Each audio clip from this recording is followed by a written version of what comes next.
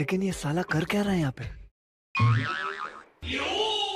ઓય સાંભળો તો, હા બોલ.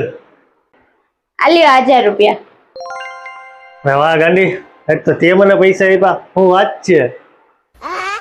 બસ હો, બહુ ખુશ થવાની જરૂર નથી. 1000 રૂપિયા હે ને ઈ મારા ગૂગલ પે કરો. હા કરું છું. शाबाश बेटा. रुको जरा सबर करो.